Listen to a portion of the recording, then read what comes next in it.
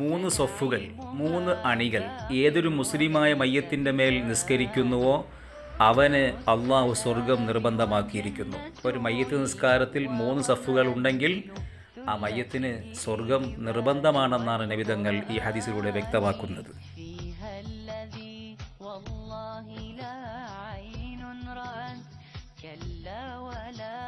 سمعت به الأذنان فيها الذي والله لا عين رأت كلا ولا سمعت به الأذنان أنهارها تجري. ജനാസയെ നിങ്ങൾ വേഗത്തിൽ കൊണ്ടുപോകുവിൻ, കാരണം അത് നല്ലതാണെങ്കിൽ നന്മയിലേക്ക് അതിനെ മുന്തിക്കുകയും അത് മോശമാണെങ്കിൽ നിങ്ങളുടെ പിരടികളിൽ നിന്നും ആ ജനാസയെ വേഗത്തിൽ ഒഴിവാക്കുകയും ചെയ്യാമല്ലോ.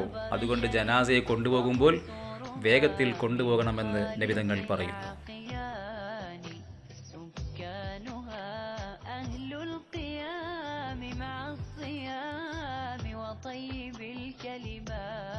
മയ്യത്ത് കൊണ്ടുപോകുമ്പോൾ ലാ ഇലാഹ ഇല്ലല്ലാഹു എന്ന ദിക്ർ മിതമായ ശബ്ദത്തിൽ ചൊല്ലൽ സുന്നത്താണ്.